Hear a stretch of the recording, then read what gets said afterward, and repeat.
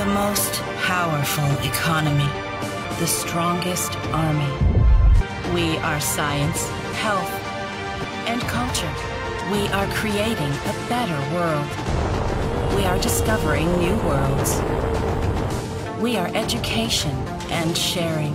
The future is ours. We are the European, and together we are unstoppable.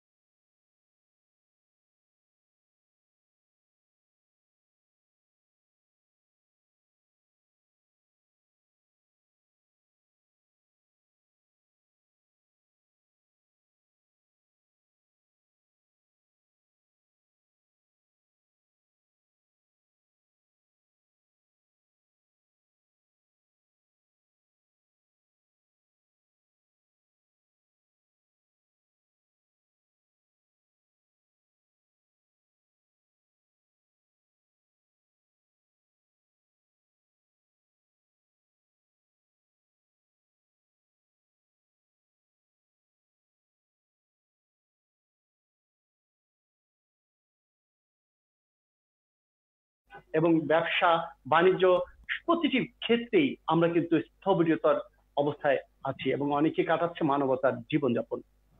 এই বিষয়গুলো নিয়েই আজকে আমরা তুলে ধরার চেষ্টা করবো এবং আলোচনায় আসব আমাদের দুজন অতিথির কাছ থেকে। পাশাপাশি আমরা আমাদের কৃষ্টি সম্পর্কেও জানতে চেষ্টা করব, যেহেতু আজকে আমাদের সাথে একজন অতিথি রয়েছেন যিনি নৃত্য শিল্পী। তো প্রথমেই আমরা চলে যেতে চাই নৃত্যশিল্পী আমাদের সাথে যিনি যুক্ত আছেন, সালমা মুন্নি। সালমা মুন্নি, আপনি কেমন আছেন এবং এই মুহূর্তে আপনার সহকর্মীরা কেমন আছে যদি প্রথমেই জানতে চাই। আমি ধন্যবাদ জানাচ্ছি ইউরোপ টাইমস 24 টিভি চ্যানেলকে আমাকে এরকম একটা ভালো একটা অনুষ্ঠানে অংশগ্রহণ করতে দেওয়ার জন্য অনেক অনেক ধন্যবাদ। আর আসলে এই মুহূর্তে পৃথিবীর এমন একটা পরিস্থিতিতে আমরা সবাই, পৃথিবী যেমন স্তব্ধ হয়ে আছে, আমাদের সংস্কৃতি অঙ্গনের সবাই আমরা ঠিক একই অবস্থায় আছি। আমরা যে প্রথম দিকে খুব আতঙ্কের মধ্যে ছিলাম, ভেবেছিলাম হয়তোবা অল্প কিছুদিন পরেই হয়তোবা সমস্যাটা বা এই বিপদটা কেটে যাবে, কিন্তু যত দিন যাচ্ছে আসলে অনিশ্চয়তা। আমরা বুঝতে পারছি না যে পৃথিবী কবে সুস্থ হবে, তারপর আমাদের সংস্কৃতি, তাই না? সংস্কৃতিটা আসলে আমাদের চিত্ত বিনোদন একটা, আমাদের সব কাজকর্ম করার পরে আমরা সেই বিনোদনের কাজগুলো করে থাকি। জি, প্রতিটা মানুষের মৌলিক অধিকার যখন নিশ্চিত হয় তখন একটু এন্টারটেইনমেন্ট, তখন একটু আমরা আনন্দটা করি। আসলে আমাদের এমন একটা অবস্থায়, আমরা আমাদের শিল্পীদের অবস্থা আমি এক কথায় বলবো আসলে যে খুব খারাপ অবস্থা। আসলে আমাদের গানের হয়তোবা কয়েকটা চ্যানেলে দেখছি যে লাইভ প্রোগ্রাম শুরু হয়েছে, কিন্তু আমাদের নাচের তো একটা অন্য ব্যাপার। সোলো নাচ খুব কম হয়, গ্রুপ নাচই বেশিরভাগ হয়ে থাকে। আমাদের নাচের প্রোগ্রাম একদম বন্ধ হয়ে আছে। আর কিছু কিছু শিল্পী আছে, যেমন আমি নিজেও লেখাপড়া শেষ করে শুধু বাংলাদেশের একমাত্র বেকার নৃত্যশিল্পী যে কিনা নাচ করি আর নাচ শেখাই।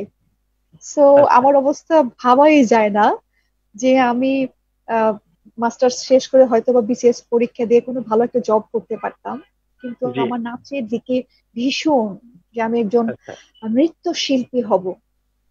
আমি একটা নাটক করেছি, তারপর র্যাম্পে কাজ করেছি, মডেলিং ও করেছি, অ্যাডের কাজ করেছি কিছু, কিন্তু আমার নাচটাই হচ্ছে নেশার মতো হয়ে গেছে আসলে। প্রধান। আচ্ছা, আমরা এই নিয়ে কথা বলবো। আমরা একটু ঘুরে আসি গ্রিস থেকে। আপনার আচ্ছা আপনি আমাদের সাথে যুক্ত থাকুন। আমরা চলে যেতে চাই এই মুহূর্তে গ্রিস আওয়ামী লীগের সম্মানিত সাংগঠনিক সম্পাদক লোকমান উদ্দিন। লোকমান উদ্দিন, আপনাকে যদি এই একই প্রশ্ন করি যে আপনি কেমন আছেন এবং গ্রিস কমিউনিটির প্রবাসী বাংলাদেশিরা এই মুহূর্তে কেমন আছেন? ধন্যবাদ রিয়াজ ভাই। আলহামদুলিল্লাহ আমি ভালো আছি আল্লাহর রহমতে। আমাদের গ্রিসের আপনি জানেন, আপনিও ইউরোপ প্রবাসী। এই এই মহামারীতে ইউরোপের অন্যান্য দেশ থেকে আমরা গ্রিস প্রবাসী বলেন বা গ্রিক পিপুল বলেন, আমরা ভালোই আছি। বিশ্বর অন্যান্য দেশ থেকে আমাদের গ্রিস খুবই ভালো। গ্রিসের আবহাওয়া ভালো, বা এই করোনা মহামারীতে আমরা খুবই ভালো আছি অন্যান্য দেশের তুলনায়। এই মোটামুটি ভালো আছি, ভালো আছি আমরাই। জি, অনেক ধন্যবাদ। আপনি আমাদের সাথে যুক্ত থাকুন, আমরা আবারও আসবো আপনার কাছে। আমরা আবার একটু কথা বলতে চাই সালমা আপার সাথে। সালমা আপা, বলবো যে আপনি তো বিভিন্ন অর্গানাইজেশনের সঙ্গে যুক্ত আছেন, বিশেষ করে আপনি নৃত্য শিল্পী হিসেবে অসংখ্য কাজ করছেন। বিশেষ করে নৃত্য শিল্পী সংস্থার যুগ্ম প্রচার সম্পাদকের দায়িত্ব পালন করছেন। তো এই করোনা পরিস্থিতিতে আপনাদের এই সংগঠনটির কার্যক্রম যদি একটু আমাদের সঙ্গে ইন্টারাপ্ট করতেন, আমরা জানতে চাই যে শিল্পী সংস্থার অবস্থাটা কি এই মুহূর্তে। বাংলাদেশ নৃত্য শিল্পী সংস্থা, জি হ্যাঁ, আমাদের মাননীয় প্রধানমন্ত্রী আমাদের 5,000 শিল্পীদের অনুদান প্রদান করেছেন। তো সেটা আমরা বাংলাদেশ শিল্পকলা একাডেমির মাধ্যমে আমরা পেয়েছি।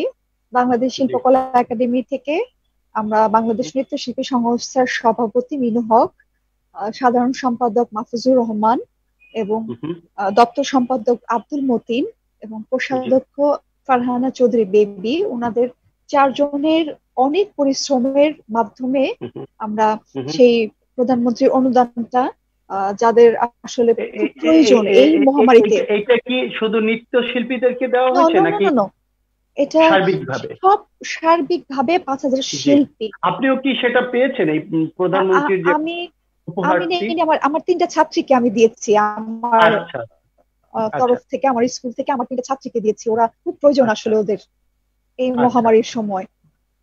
তো ওরা লেখাপড়া করছে, আমি ওদের 3 জনকে এবং বেশ ভালো 5,000 টাকা করে দিয়েছে। তো বাংলাদেশের সবাইকে দেওয়ার প্রস্তাবনা আছে, কিন্তু ঢাকাতে দেওয়া শেষ হয়েছে আপাতত। তো ঢাকার বাইরে আমাদের বাংলাদেশ নৃত্য শিল্পী সংস্থার নিজস্ব উদ্যোগে, আমাদের নিজস্ব ফান্ড থেকে আমরা চেষ্টা করছি ঢাকার বাইরে প্রত্যেকটা জেলাতে যতটুকু সম্ভব আমাদের সবাইকে অল্প অল্প কিছু কিছু করে দেওয়ার জন্য। আসলে এই মহামারী, এই বিপদের সময় আমাদের যাই দেই সেটা কিছুই না, এটা সবাই বুঝতে পারেন আসলে, যেহেতু কেউ কোনো কাজ করছেন না। তো যতটুকু সম্ভব আমরা দেওয়ার চেষ্টা করছি। অলরেডি শুরু হয়ে গেছে কর্মসূচি দিচ্ছে। এখন ভবিষ্যতে আমি আরো পরে বলবো, আমার আরো ভবিষ্যৎ চিন্তা ভাবনা একটু একটু পরেই বলছি আবার। জি কাসেম ভাই, ধন্যবাদ আপনাকে। আমাদের সাথে যুক্ত থাকুন, আমরা আবার আসবো আপনার কাছে, শুনবো আপনার নৃত্য শিল্পী হওয়ার পেছনের গল্পটি। তো আমরা একটু ঘুরে আসি আবার গ্রিসে, সেখানে আমাদের সাথে যুক্ত আছেন লোকমান ভাই। লোকমান ভাই, আপনার কাছে আমরা যদি জানতে চাই যে আপনি তো একজন রাজনৈতিক ব্যক্তিত্ব এবং সামাজিক সমাজকর্মীও বটে। তো সব মিলিয়ে এই মুহূর্তে আপনাদের এই করোনা পরিস্থিতিতে আপনাদের যে উদ্যোগগুলো, দেশ বিদেশে বিভিন্ন কার্যক্রম আমরা দেখি গ্রিস আওয়ামী লীগের, এবং আপনার ব্যক্তিগত উদ্যোগেও আমরা জানি যে আপনি অসংখ্য কাজ করেছেন, সেই বিষয়গুলো যদি একটু আমাদের দর্শকদের জন্য তুলে ধরতেন, আমরা জানতে পারতাম যে আমাদের প্রবাসী রাজনৈতিক এবং সামাজিক ব্যক্তিবর্গ কিভাবে কার্যক্রম করছে, এবং হয়তোবা আপনার এই কার্যক্রম দেখে আমাদের অন্য নেতৃবৃন্দ উৎসাহিত হবে বলে আমি বিশ্বাস করি। লোকমান ভাই। ধন্যবাদ ভাই আপনাকে। আপনি জানেন আমাদের গ্রিস আওয়ামী লীগ ইউরোপের মাঝে একটি শক্তিশালী আওয়ামী লীগ। বঙ্গবন্ধুর আমরা আদর্শকে, জননেত্রীর হাতকে শক্তিশালী করার লগে সদা সবসময় আমরা প্রস্তুত থাকি। এই করোনা মহামারীতে আমরা আমি ব্যক্তিগতভাবেও আপনি জানেন প্রবাসী কল্যাণ মন্ত্রী জনাব ইমরান আহমদ সাহেবের সাথে যোগাযোগ করছি, এবং ইউরোপের সর্বপ্রথম এই যোগাযোগের মাধ্যমে আমরা গ্রিস আওয়ামী লীগের নেতৃবৃন্দ, আমাদের গ্রিস আওয়ামী লীগের সভাপতি জনাব মান্নান মাতুব্বর সাহেব, ভারপ্রাপ্ত সভাপতি জনাব শেখ আল আমিন সাহেব সহ জেনারেল সেক্রেটারি বাবুল হাওলাদার সহ আমরা বাংলাদেশ যোগাযোগ করে তড়িৎ গতিতে গ্রিস দূতাবাসের মাধ্যমে আমাদের যে প্রবাসী কল্যাণ ফান্ড, সর্বপ্রথম কিন্তু আমাদের ফান্ডটা আসে ইউরোপের অন্যান্য দেশের চেয়ে আগে। আমরা এটা অনলাইন ভিত্তিক, এই আপনি জানেন এই ফ্রান্সে বা ইটালিতে কমিটি হয়েছে বিভিন্ন, আমরা এই কমিটির অপেক্ষা না করে আমরা মাননীয় রাষ্ট্রদূতের সাথে টেলিফোনে, যেহেতু এখানে লকডাউন অবস্থায় ছিল, বা লেবার কাউন্সিলর ফারহানা নূর চৌধুরীর সাথে, উনি সবসময় আমাদের সাথে যোগাযোগ করছেন বা আমরাও যোগাযোগ করছি। এটা অনলাইন ভিত্তি, আমরা এটা অ্যাপ্লিকেশনের মাধ্যমে নতুন লোক যারা আসছে, আপনি জানেন যে গ্রিসের যারা আমরা আমাদের কাজ কাম আছে বা আমরা যারা বৈধ মানুষ, এরা তো লাগবে না, সরকার এটা ভর্তুকি দিতেছে বা বেতন বলেন ভাতা বলেন দিতেছে, কিন্তু যারা আমাদের এখানে নতুন ভাই ব্রাদার আসছে এদেরকে আমরা এই প্রথমত অবস্থায় বাংলাদেশ সরকারের যে এই ভর্তুকি যেটা দিতেছেন প্রবাসী কল্যাণ মন্ত্রণালয়, এটা সুষ্ঠুভাবে বন্টন আমরা সহযোগিতা করেছি। এরপরে আমাদের লোকমান উদ্দিন, আপনি কি এটা জানেন যে কত প্রণোদনা ছিল আপনাদের গ্রিসের জন্য? গ্রিস দূতাবাসের কত, মাননীয় প্রধানমন্ত্রীর কত? প্রাথমিক 20 লক্ষ টাকা ছিল, সেকেন্ডে আরো একটা বাজেট এখনো আসার আমরা অপেক্ষায় আছি। এইটা কিন্তু গ্রিস দূতাবাস, আপনি জানেন ওই আপনার মাল্টারও মাল্টা 600 আমরা দেওয়া হয়েছে, আলবানিয়া তো একটু সহযোগিতা করা হয়েছে, আমাদের এখানে বিভিন্ন আইল্যান্ড বা বিভিন্ন ইয়েতে এদেরকেও সহযোগিতা করা হয়েছে এই 20,000 ইউরো। এই ব্যাপারে গ্রিস অ্যাম্বাসেডর জসিমউদ্দিনের সাথে আমার কথা হয়েছিল, উনি বলেছিলেন যে উনি কিভাবে ডিস্ট্রিবিউট করছে, তো সেই ব্যাপারে কি আপনাদের কন্ট্রিবিউট ছিল তো তাদের সাথে? আমাদের গ্রিস আওয়ামী লীগের সাথে কন্ট্রিবিউট, আপনাদের সহযোগিতা নিয়ে এই বিষয়টা যদি একটু ক্লিয়ার। হ্যাঁ, গ্রিস আওয়ামী লীগের সাথে ওরা সবসময় যোগাযোগ করেছে, আর আমরাও এটার ভিতরে গেছি না। আপনি জানেন এই বাংলাদেশের এই সব কাজেই কিন্তু আপনি ভালো কাজ করতে এটা আলোচনা থাকে, বিধায় আমরা এটা দায়িত্ব নিতে চাই নাই। এই আপনি জানেন যে ফ্রান্সে একটা কমিটি হয়েছে, এটা নিয়ে অনেক কিছু হয়েছে, ইটালিতেও কমিটি হয়েছে, এটা নিয়ে, বিধায় আমরা কোনো কমিটিতে যাই নাই। বলছি যেহেতু এটা আমাদের এটা ইউরোপের বর্ডার অঞ্চল এলাকা, এখানে নতুন মানুষজন বেশি থাকে, তড়িৎ গতিতে যাতে আমাদের এই ভাই ব্রাদারটা সহায়তা পায়। আমাদের গ্রিস আওয়ামী লীগের পক্ষ থেকে আমরা গ্রিস যুবলীগ, গ্রিস ছাত্রলীগ, আমরা গ্রিস আওয়ামী লীগের ভারপ্রাপ্ত সভাপতি জনাব শেখ আল আমিন বিশাল অঙ্কের একটা অনুদান দিয়েছেন। এই অনুদানটা আমরা গ্রিস আওয়ামী লীগের নেতা কর্মী, আমরা যাদের প্রয়োজন, আমরা ঘরে ঘরে গিয়ে ওনার গাড়ি দিয়ে আমরা সহ আমরা বন্টন করেছি। এইখানে বাংলাদেশ কমিউনিটির সাথে এখানে জানেন আপনার বাংলাদেশ কমিউনিটি একটাই আছে, জনাব হাজি আব্দুল কুদ্দুস সাহেব কমিউনিটি প্রেসিডেন্ট, ওনার পরামর্শ বা ওনার সাথে আমরা সব সময় যোগাযোগ করে আমরা গ্রিস আওয়ামী লীগ সব সময় সাধারণ জনগণের পাশে আছি, ছিলাম, এখনো আছি, থাকবো ইনশাল্লাহ ভবিষ্যতে। আপনি জানেন বলুন। জি, আপনি জানেন যে মাননীয় প্রধানমন্ত্রী এটা উনি বাংলাদেশের আনাচে কানাচে দিন মজুর, এই যে আমার এই আরেকজন আপু উনি নৃত্যশিল্পী, উনি মানে মসজিদ মাদ্রাসার ইমাম মুয়াজ্জিন থেকে স্টুডেন্ট সব খাতে উনি কিন্তু খোঁজ খবর নিচ্ছেন। এইটা কিন্তু বিশ্বের অন্যান্য দেশে নাই, যে আমাদের দেশের যে মাননীয় প্রধানমন্ত্রী এটা জনবহুল, আমরা আমাদের এত একটা সংখ্যা জনবল, এরপরে আমাদের যে মাননীয় প্রধানমন্ত্রী সবার সব সময় খোঁজ খবর নিতেছেন। আপনি জানেন গ্রিস শিল্পী গোষ্ঠীর একটা অনুদান দেওয়ার কথা ছিল এই ভর্তুকি, এটা কিন্তু লাস্টে উইথড্র করা হয়েছে। প্রধানমন্ত্রী এটা কিন্তু লাস্টে দিতে পারেন নাই। এদের এটা পেশা, এটা কোনো আপনি জানেন যে ইউরোপের বিভিন্ন ইয়েতে আপনার ইন্স্যুরেন্স থাকতে হয় বা বিভিন্ন ইয়ে থাকতে হয়, ওদের ছিল না বিভিন্ন ইয়েতে। উনি কিন্তু এটা নিয়ে অনেক এই সমালোচনার ভিতরে পড়িয়া লাস্টে এটা উনার এই আইনটা ওদেরকে দিতে পারে না, এটা উইথড্র করছে। কিন্তু আমাদের মাননীয় প্রধানমন্ত্রী উনার কথা অটল। যে আমি আরেকটা বিষয় শুনতে চাচ্ছিলাম, যে ওখানে তো নতুন প্রজন্মের শিক্ষার জন্য বাংলাদেশি যে স্কুল রয়েছে আমার জানা মতে 2টি, এই স্কুলের কার্যক্রমের অবস্থাটা কি এই মুহূর্তে? কারণ আমি জানি যে আপনাদের কমিউনিটির যে শক্ত একটা পদক্ষেপ আছে স্কুল দুটিকে নিয়ে, এই স্কুলের যে শিক্ষার্থীরা এখন কি অবস্থায় আছে এবং তারা কি এখন কি পাঠদান হচ্ছে নাকি না সেটা স্থগিত আছে? যদি এই আপনি জানেন এই দুইটা স্কুল আপনি আমার মনে হয় আপনি ভিজিট করে গেছেন, এই দুইটা বর্তমান প্রজন্ম পর্যাপ্ত নাই। আমাদের মাননীয় প্রধানমন্ত্রী জননেত্রী শেখ হাসিনা আপনি জানেন প্রবাসী কল্যাণ মন্ত্রণালয়ের মাধ্যমে এইখানে একটা বিশাল একটা আমরা স্কুলের বিল্ডিং কিনা হচ্ছে, আমরা এখানে একটা বাংলাদেশ সরকারি একটা স্কুল করতে যাচ্ছি খুবই শীঘ্রই। এই করোনার কারণে আমরা এটা একটু হয়ে গেছে। আর এখানে যারা আমাদের বাংলাদেশের যে দুইটা স্কুল আছে এরা আমাদের খুবই দক্ষ টিচার বলেন, পরিচালক কমিটি বলেন, দুটাই এই দেশের সরকারের আইন মেনে ওরা চালাতেছে। কিন্তু আপনি জানেন যে এই বছর শিক্ষার ইয়েটা তেমন এটা ফাইনালি মনে হয় পরীক্ষা দেওয়া হবে না। এখানে কিন্তু অনেক পার্সেন্টেজ সরকারে দেয়া দিছে। আপনি জানেন যে জুন জুলাই কিন্তু এই দেশের ফাইনালি পরীক্ষা হয়ে যায়, কিন্তু এটা স্থগিত করছে। আমার মনে হয় এটা সেপ্টেম্বরের পরে পর্যায়ে দিবে, তাই না? মোটামুটি যারা এই দেশের সরকারের আইন ওরা বিধি মেনে কিছুদিন ক্লাস করাইতেছিল অর্ধেক সংখ্যা 2-3 শিফটে, কারণ জানেন যে এখানে 2 মিটার দূরত্ব বজায় রাখে পর্যাপ্ত ব্যবস্থা আছে। বিদায় এরপরেও সরকারের আইন মেনে ওরা কিন্তু খুব সুন্দর পরিচালনা করতেছে আমাদের বাংলাদেশে যে দুইটা স্কুল আছে। স্কুলটা চলছে, এখনো চালাচ্ছে তারা, মানে স্কুলটা ক্লাস হচ্ছে এই দেশের আইন মেনে চালাচ্ছে।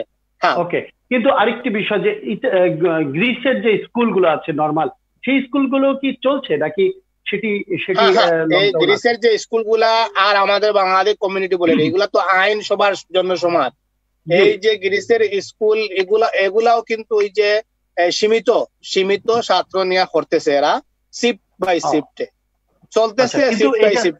আচ্ছা, কিন্তু আমরা জানি যে ইউরোপের অন্যান্য কান্ট্রিতে এখনো স্কুলগুলো ওপেন হয়নি, যেমন ইটালি, স্পেন, ফ্রান্স। আমার কাছে যে তথ্যটা এই জন্যই বেশি ইম্পর্টেন্স দিই যে গ্রিস যদিও আক্রান্তর সংখ্যা কম ছিল, সঙ্গত কারণেই মনে হয় যে গ্রিস সরকার এই বিষয়টা ওভাবে একটু দেখছে যে ক্লাস চালানো সম্ভবত। আপনার কাছে আবারও আসবো লোকমান সাহেব, আপনি একটু আমাদের সাথে যুক্ত থাকুন, আমরা আবার একটু কথা বলবো।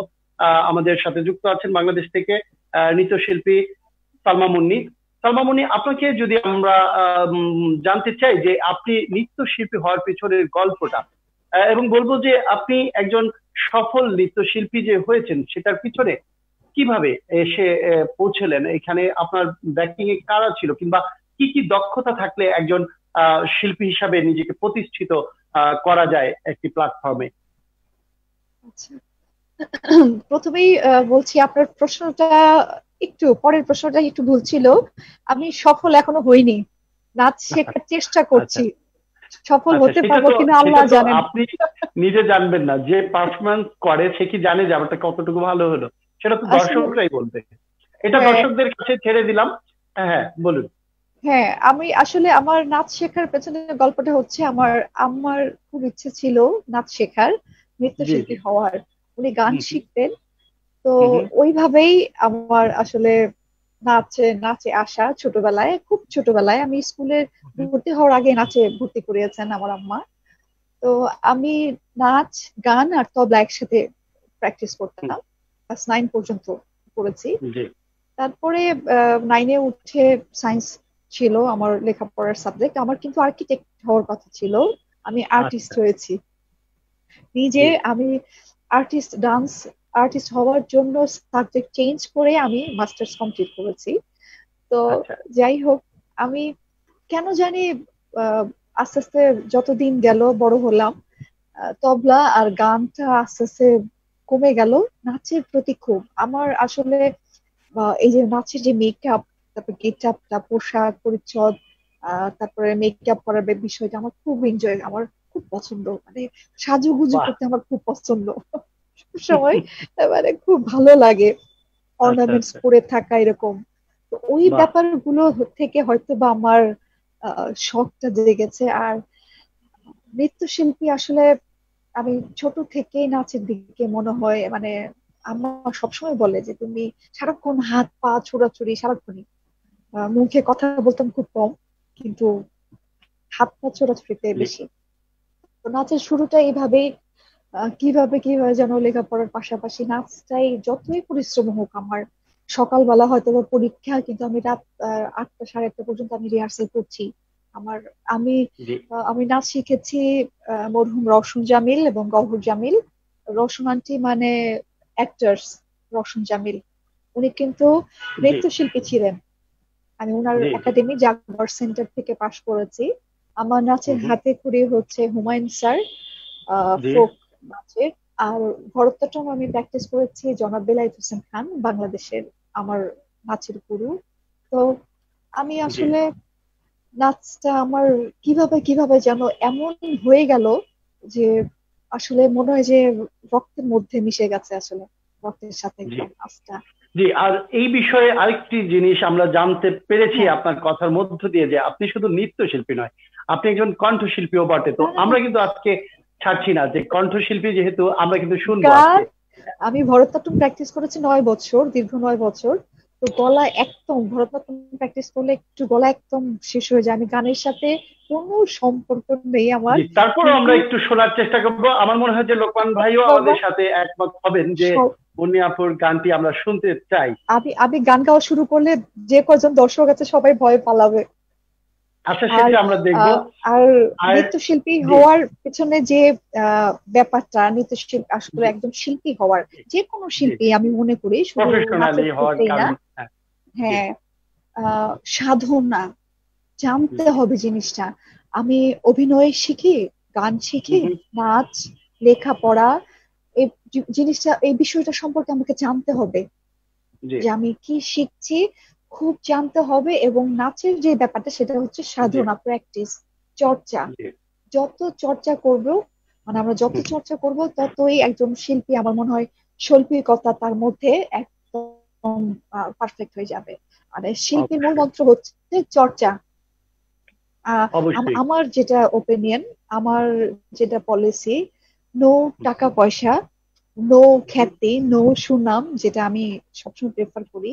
আচ্ছা সবসময় চর্চা করে যাই এবং আমি আমার নিজের পছন্দ মতো অনুষ্ঠানগুলো, মানসম্মত অনুষ্ঠানগুলো করে যাই।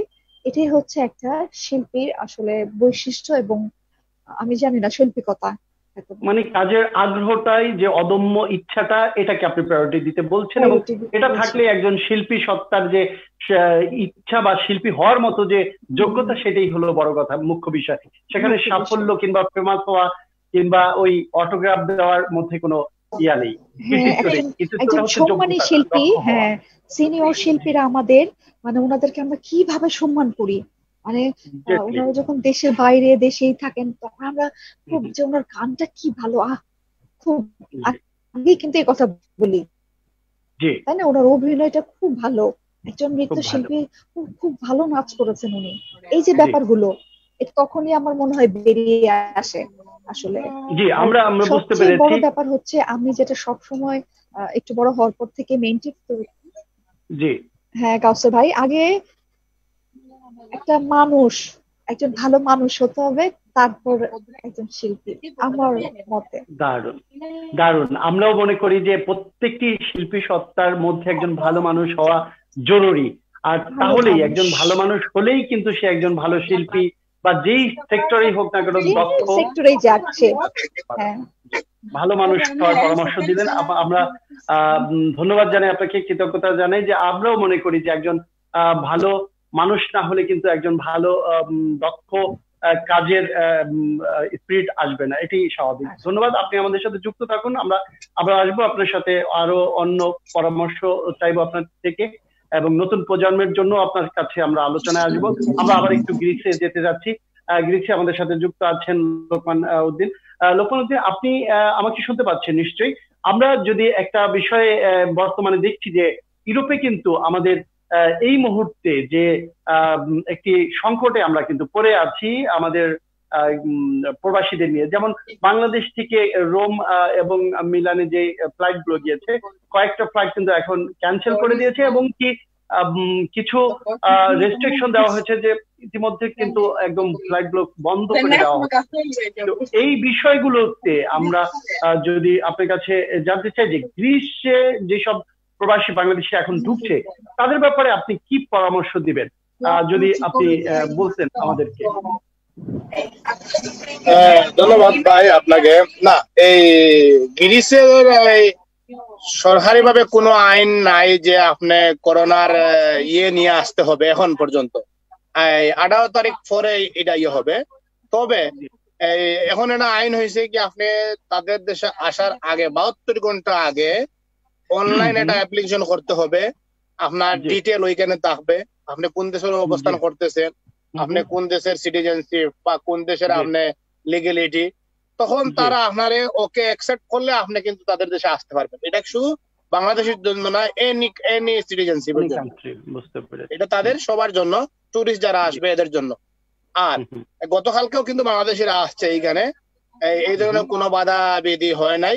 তারা সবার সমান, যেরকম এইখানে আসলে তাদের ডাক্তার আছে, তারা ওই যে আপনার তাপমাত্রাটা চেক করে, এই চেক করে তারা ঢুকায়। আবার এখানে একটা মানে আপনার বিস্তারিত আপনি কোথায় থাকবেন, আপনার সবকিছু তারা এন্ট্রি করে আপনার ইয়ে করে। প্রয়োজনে তারা আপনারা যোগাযোগ করবে, আপনি কোথায় থাকবেন, টুরিস্ট কোন হোটেলে থাকবেন, বা যারা এই দেশে পার্মানেন্ট থাকে তাদের বাসার অ্যাড্রেস বা তাদের যদিও তারা এটা চেক আপ মানে এটা তারা নমুনা নেয় এয়ারপোর্ট নেওয়ার পরে যদি তারা দেখে না এই রোগের কোনো আশঙ্কা, তাহলে তারা তৎক্ষণিক এটারে যোগাযোগ করবে। তো এখন পর্যন্ত এই ধরনের কোনো ইয়ে হয় নাই। গতকালকে অনেক বাংলাদেশে আসছেন, আজকে অনেক আসবেন কাতার এয়ারলাইন্সে। তুরস্ক এয়ারলাইন্সের সাথে তাদের এটা এই করোনার একটা সমস্যা। আবার আপনি জানেন এই যে এটা তাদের এই মিউজিয়াম এটা নিয়ে তারা বলতেছে তাদের এটা গির্জা বলতেছে তাদের এটা। আপনি জানেন অনেক ইস্তাম্বুলে অনেক গ্রিসি মানুষ ওইখানে বসবাস করে, তাদের এই আগের হ্যাঁ, তখন তারা এটা নিয়ে একটা সমস্যা বিধায় তারা এই ডাইরেক্ট এটা নিয়ে এখনো তাদের সাথে ভিতরে এটার এখনো কোনো ইয়ে নেই। এখনো বলতেছে করোনার কারণে তুরস্ক বিমান আসতে দিতেছে না। আসলে তো মেইন তো এইটা তারা আভ্যন্তরীণ ব্যাপার, একটা টেকনিক্যাল প্রবলেম তাদের। জি জি। তবে অন্য ইমারাত বা ইউরোপের সব দেশের বিমান আসতেছে, কাতার এয়ারলাইন্স আসতেছে।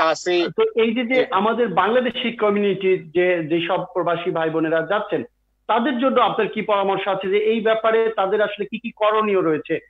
যারা যেতে চাচ্ছেন বা যারা যে পৌঁছাচ্ছেন, তাদের জন্য আপনাদের কমিউনিটির পক্ষ থেকে কি বলতে চান যে তারা কিভাবে আসলে কার্যক্রমগুলো চালাচ্ছে বা আপনি জানেন মনে হয় গতকালকে আমি নিউজেই দেখছি যে গতকালকে আপনার 3 মন্ত্রণালয়, প্রবাসী কল্যাণ মন্ত্রণালয়, প্রবাসী পররাষ্ট্র মন্ত্রণালয় এন্ড স্বাস্থ্য মন্ত্রণালয়, 3 মন্ত্রণালয়ে একমত প্রকাশ করেছে যে যারা আমাদের বাংলাদেশিরা যাইবে বাইরে দেশে ভ্রমণ বা যারা আমরা লেবার আছি বা আমরা যারা ইয়ে আছি, তাদেরকে বাধ্যতামূলক ওইখানে একটা টেস্ট সরকারি ভাবে একটা ইয়ে করবে যে তারা করোনা, এই যেহেতু আপনার ইটালির এই কারণে আমাদের বাংলাদেশে অনেক বাপ মূর্তি নষ্ট হইতেছে, তাই এইটা যেহেতু আবার অন্য দেশে না হয় বিধায় এখানে আমাদের বাংলাদেশ সরকার এটা তড়িৎ গঠিত 3 মন্ত্রণালয় একটা কমিটি গঠন করছে।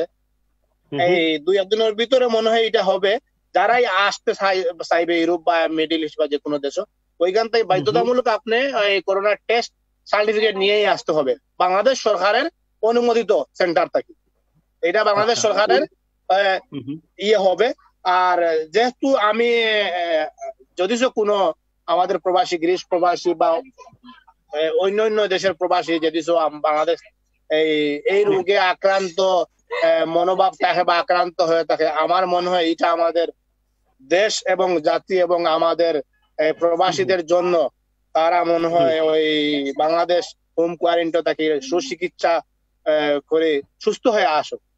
আর না হলে এখানে তো এটা বদনাম ছড়াবে। আপনি জানেন গতকালকে ইটালিতে আমরা দেখছি, এইটা অনলাইন ইয়েতে দেখছি যে বাংলাদেশি যে মিনি মার্কেট যেগুলা যে ইয়েগুলা দোকানগুলা বন্ধ করতেছে পুলিশে, যে বাংলাদেশি অবৈধ এলাকাতে আপনার এটা বন্ধ করতেছে, কারণ তারা একটা বয় আছে।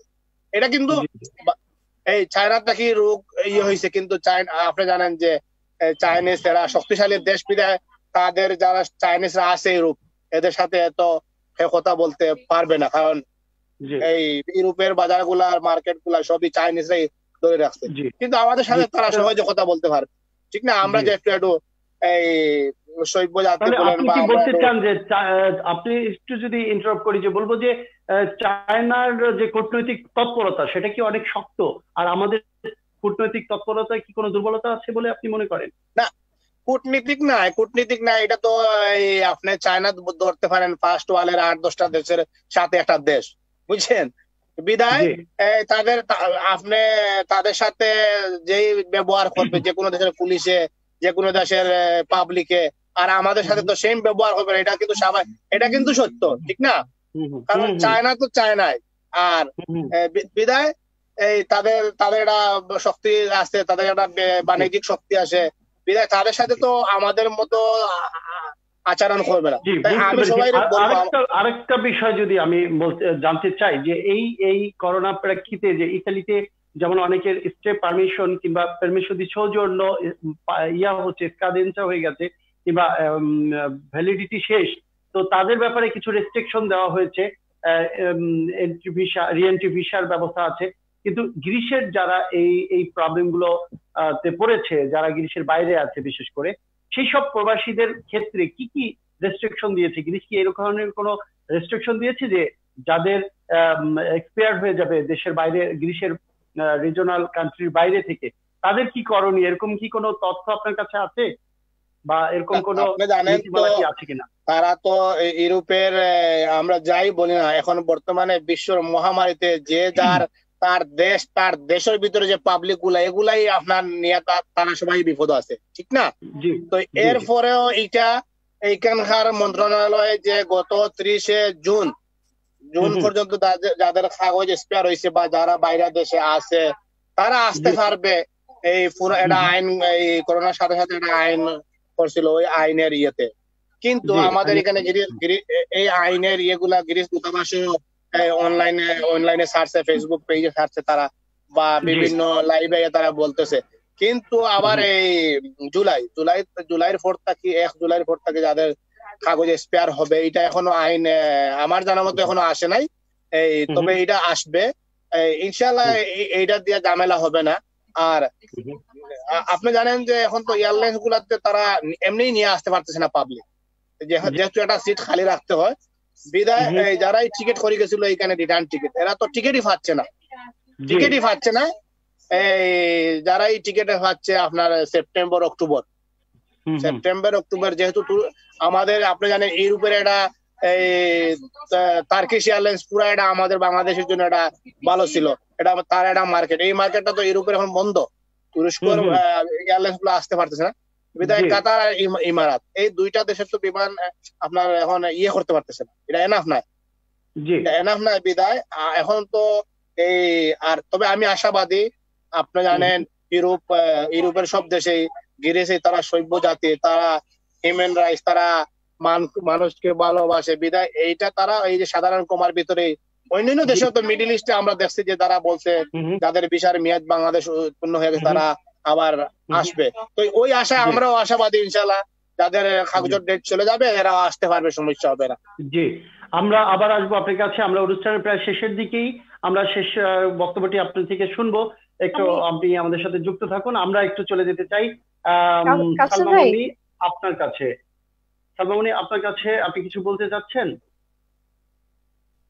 জি জি, আমি একটু লোকন ভাই না, জি আমি একটু গ্রিসে যেতে চাচ্ছি। জি হ্যাঁ লোকন ভাই, আসসালামু আলাইকুম। কেমন আছেন?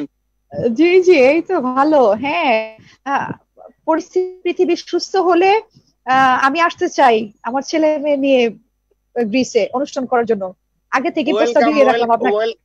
জি ওয়েলকাম, আপনি আসেন সবসময় আমাদের গ্রিস প্রবাসী, পরে ভুলে যাব না ওই আমরা কিন্তু ওই যে আমাদের রিয়াজুল ইসলাম কাউসার ভাই অনেক 2-3 বার আসছে আমাদের ইউরোপের, আমরা কিন্তু অতিথি আহ্বায়ন বলেন, অতিথিরা কিন্তু আমরা সাদরে গ্রহণ করি, এটা কিন্তু ইউরোপের অন্যান্য দেশে নাই, বুঝছেন? এই আমাদের সাংবাদিক ভাই জানেন। হ্যাঁ অবশ্যই। আচ্ছা আচ্ছা, আমি মুগ্ধ, কৃতজ্ঞ, এবং গিরিশ আমি লাইভে অসংখ্য দেশ আল্লাহ পাক মানে ট্যুর করার সুযোগ করে দিয়েছে কমিউনিটি। আপু আপনার কিন্তু আমন্ত্রণ রইল আমার পক্ষ থেকে, আমার কাছে প্রাণের স্পন্দন, হ্যাঁ ইনভিটেশন আসলেই চমৎকার। আমরা আমরা ইনভাইটেশন যাব, লেটার রেডি করে আপনাকে আপনাকে জি। গিরিশ ইনভাইট করবে, আমি আপনার হয়ে তাদের সাথে কথা বলবো। আমরা একটু আপনার সাথে জানতে চাই, নৃত্যশিল্পী আর নৃত্য পরিচালক দুটির মধ্যে কোনটি বেশি আপনি জি। স্বাচ্ছন্দ্য বোধ করেন, এবং বলবো যে এই দুটি কাজ করতে গিয়ে আপনার কোনটা বেশি পছন্দ বা কোনটা করতে বেশি আনন্দ বা এনজয় করেন?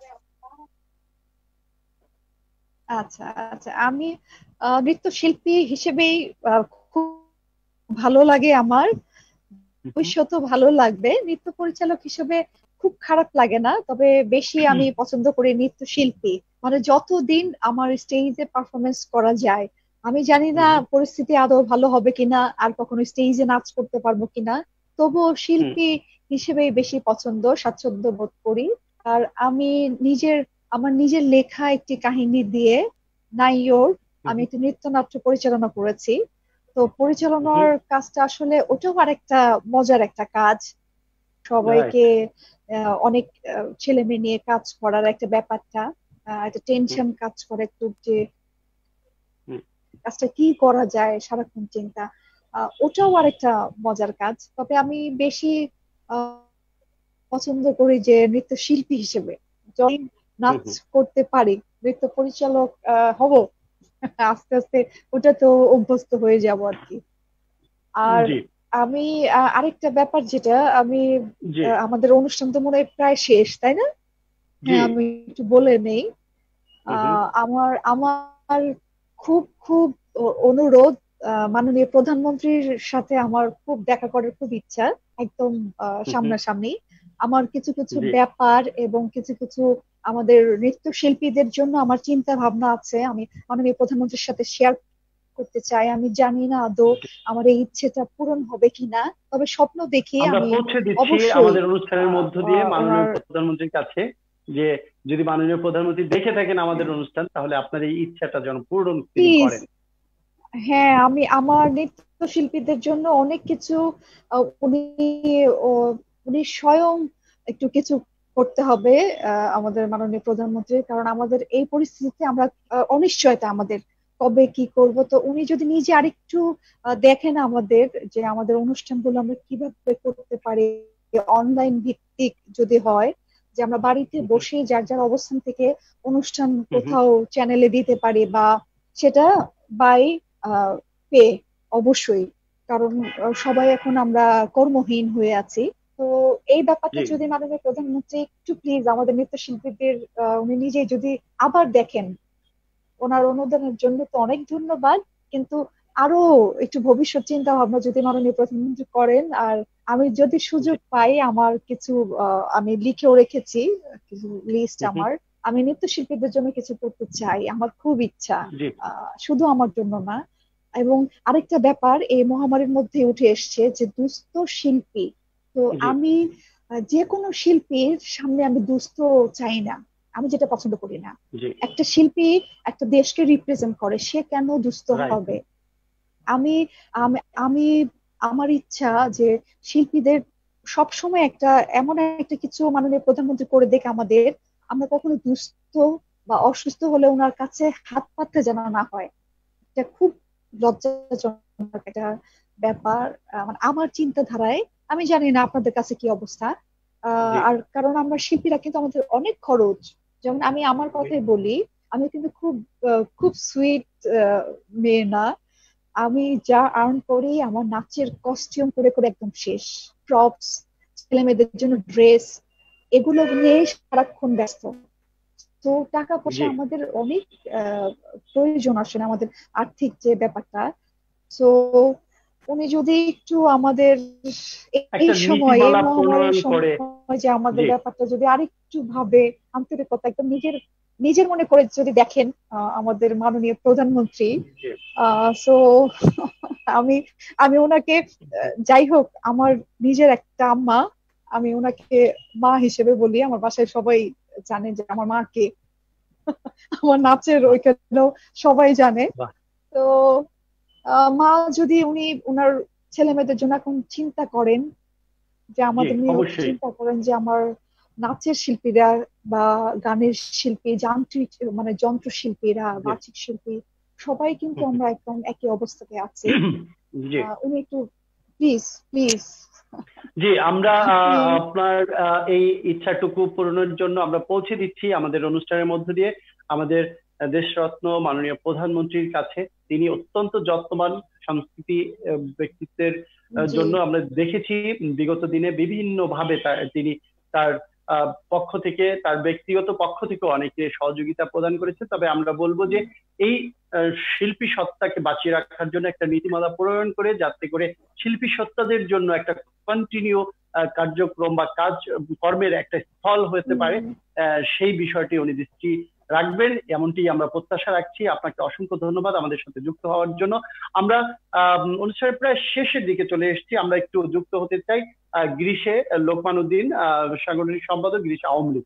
আপনাকে আমরা একটু জানতে চাইবো যে আপনার এই করোনা পরিস্থিতিতে প্রবাসী এবং দেশে একটু যে এখন করোনা পরিস্থিতির একটু অবনতির দিকেই আমি বলবো যে, আর অন্যদিকে গ্রিস বা ইউরোপের দেশগুলো কিন্তু একটু উন্নতির দিকে।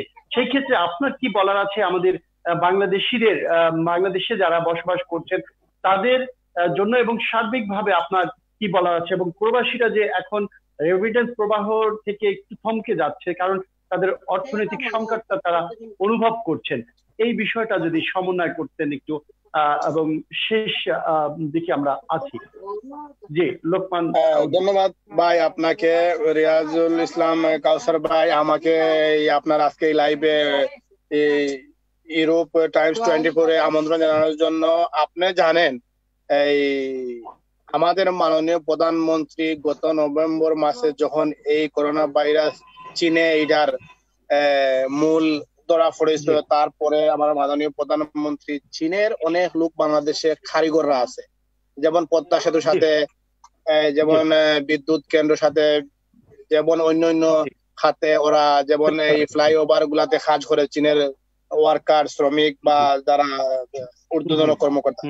তৎক্ষণিক উনি যারা এই বাংলাদেশে আসছে হোম কোয়ারেন্টাইনে নিয়ে সরকারি ভাবে ওদেরকে চেক আপ পরীক্ষা নিরীক্ষা করার পরে ওদেরকে ছাড় দেওয়া হয়েছে। বা যারা আমাদের ওইখানে এই বিদ্যুৎ কেন্দ্র যাদের সাথে আমাদের বাংলাদেশিরা কাজ করে তাদেরকেও পরীক্ষা নিরীক্ষা করার পরে দেখা গেছে না, করোনা ভাইরাস নাই। তো এই পৃথিবীতে মহান আল্লাহ তাআলার এইটা অশেষ নিয়ামত। এমন কোন জাতি কালো দল সাদা সবারই এই রোগটা, আমেরিকার মতো শক্তিশালী দেশে আপনি জানেন এই হাজার হাজার লোক, লক্ষ লক্ষ লোক আক্রান্ত। তো যাক, আমাদের প্রধানমন্ত্রী উনার এই নির্দেশে আপনি জানেন পুলিশ প্রশাসন বা জনপ্রতিনিধি, রাজনীতিবিদ, আমাদের আওয়ামী লীগের আপনি জানেন যে অসংখ্য নেতা কর্মী আক্রান্ত হয়ে মৃত্যুবরণ করেছে।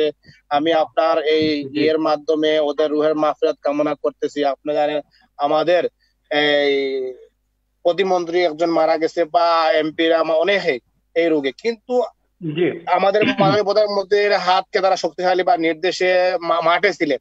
আমি বলবো আপনার এই এর মাধ্যমে যে আমাদের দেশের মানুষকে সচেতন হতে হবে। তারা এখনো গ্রামগঞ্জের মানুষে বিশ্বাস করে না যে এই করোনা ভাইরাস এমন একটা রোগ আছে। তো আমি এই সবাই আপনার এই চ্যানেলের মাধ্যমে আবদার জানাবো, যারা আমরা প্রবাসীরা আছি, এই যদি আমি আমার ফ্যামিলির সদস্যরে সতর্ক করি, সরকারে তো করতেছে, আমিও সতর্ক করি যে সরকারের বিধি এটা তো দেখেন, লকডাউন কিন্তু একটা দেশ অচল করে দেওয়া যাবে না।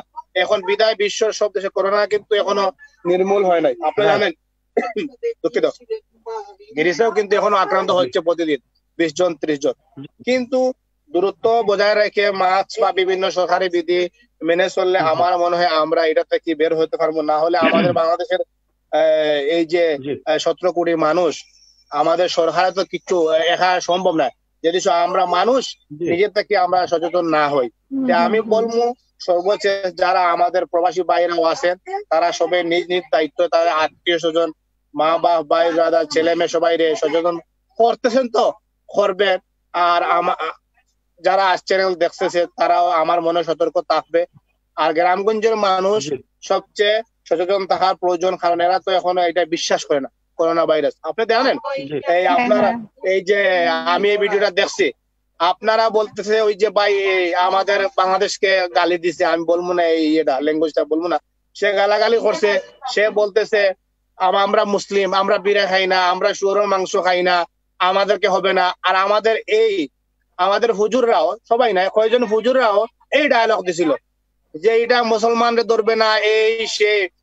বিভিন্ন বক্তা ভিডিও আছে, তারা এটারে পুঁজি করে মানে ওয়াজ কি করবে নাই ছিল যে অমুক দিন চাঁদ উঠবে, সেই চাঁদের পরে শেষ হয়ে যাবে, একটা টাইম বেঁধে যেমন দিয়েছিল। দুই হুজুরে গ্যারান্টি দিছে, ওনারা গ্যারান্টি দিছে। আমি এই অনলাইন ভিডিও দেখছি, যদি সব বাংলাদেশে করোনা হয়, যদি সব মুসলমানদের করোনা হয়, তাহলে তারা নাকি এটার দায়বদ্ধ নিবে। আজকে এই এখন যদি বুঝছেন, তো আমরা মনে হয় এরা তো শিক্ষিত সমাজের লোক, এরা তো শিক্ষিত, কিছু হুজুর মানে সবাই তো না, যারা কিছু কিছু বক্তা তাদের ভিডিও ফেমাস হওয়ার জন্য তারা এই আমাদের সমাজটারে বিভ্রান্তি রাখি আজকে এই যে মহামারীটা। আর আমরাও কিছু প্রবাসী বাইরে গিয়া এটারে আমাদের মা বা আমাদের জাতির সেভ না করতে, যে আমরা এটার প্রবলেম হয়েছে, আমরা বাগছি বাংলাদেশ, এখন বাংলাদেশ সমস্যা হয়েছে, আমরা বাগতেছি ইউরোপে। ঠিক আছে, এই আমাদের বাগাবাগি, কিন্তু আমরা এইটা আজকে এই সর্বনাশের, যে আমি বলবো এই সর্বনাশ। তো আপনার এই চ্যানেলের মাধ্যমে আমার এই আপুরে ধন্যবাদ, আমাদের সাথে থাকার জন্য আপনাকে ধন্যবাদ। আর অবশ্যই ওয়েলকাম, আপনি আসবেন গ্রিসে, এই খুব সুন্দর একটা দেশ, আবহাওয়া ভালো, আমন্ত্রণ রইল। ধন্যবাদ আপনাদেরকে।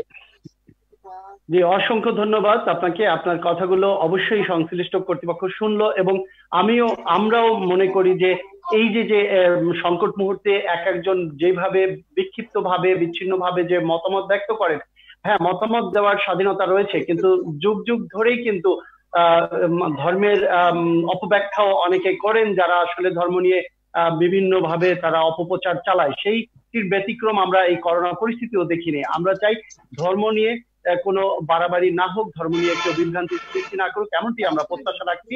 আপনাদের দুজনকেই অসংখ্য ধন্যবাদ জানাচ্ছি। আমাদের সাথে অনেকেই যুক্ত হয়েছিলেন, টেলিফোনেও যুক্ত হয়েছিলেন অনেকে, কিন্তু আমরা সকলের কল নিতে পারিনি বলে আমরা দুঃখিত। আমাদের কলে নাম্বারটি দেওয়া ছিল।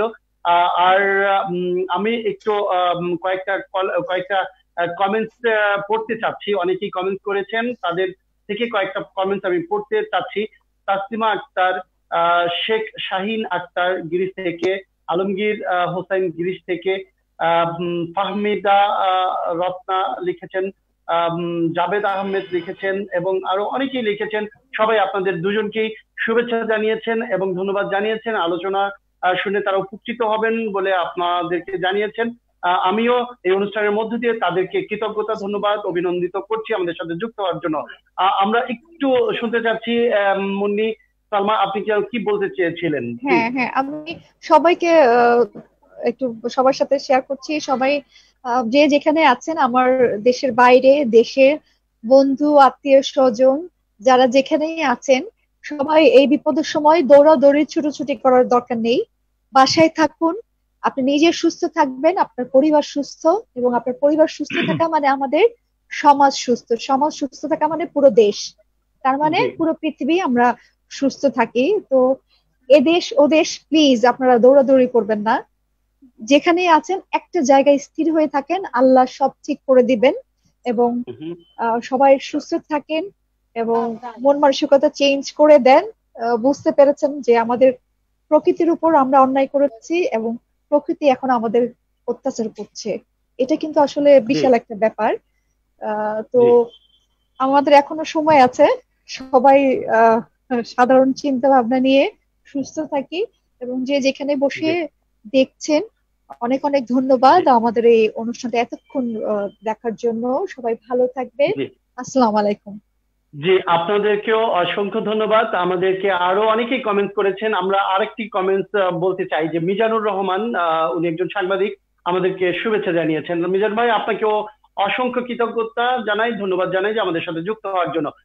দেশ বিদেশের যে যেখান থেকে আমাদের ইউরোপ টাইমসটি দেখেছেন, সকলকে আমরা কৃতজ্ঞতা জানাই, অভিনন্দন জানাই এবং ধন্যবাদ জানাই। সকলেই যে দেশেই আছেন, বিশেষ করে প্রবাসী ভাই বোনদেরকে আমি বলতে চাই, ইউরোপ টাইমসের পক্ষ থেকে যেই দেশেই আছেন সেই দেশের স্বাস্থ্যবিধি এবং সেই দেশের সরকারের নিয়ম নীতি মেনে চলার চেষ্টা করবেন, তাহলেই আপনি সুস্থ থাকবেন এবং আপনি সুস্থ থাকলেই আপনার পরিবারও সুস্থ থাকবে। আপনারা শুনলেন আমাদের দুজন অতিথির গল্প এবং অতিথির বিভিন্ন কথা। আপনারা যদি এই অনুষ্ঠান থেকে একটু হলেও উপকৃত হন সেটাই আমাদের জন্য সার্থকতা। এবং পাশাপাশি আমাদের সংশ্লিষ্ট দপ্তরের প্রতি আমরা অনুরোধ করব যে আমাদের অনুষ্ঠানের মধ্য দিয়ে যদি কোনো রকম কোনো কিছু ভালো আপনারা দেখে থাকেন, আপনাদের সেই ভালোটুকু নিয়ে আপনাদের জন্য কাজ করবেন, দেশের জন্য, দশের জন্য এবং প্রবাসীদের স্বাস্থ্য রক্ষায়, এমনটি প্রত্যাশা রেখে এবং আগামী অনুষ্ঠানটি আবারও আগামী সোমবারে রাত 9টায় দেখার আমন্ত্রণ জানিয়ে আমি বিদায় নিচ্ছি। সে পর্যন্ত আপনারা ভালো থাকুন, সুস্থ থাকুন এবং সুন্দর থাকুন, ঘরে থাকুন, সুস্থ থাকুন। আল্লাহ হাফেজ, আসসালামু আলাইকুম। দাম দিয়ে কিনেছি বাংলা, কারোর দানে পাওয়া নয়।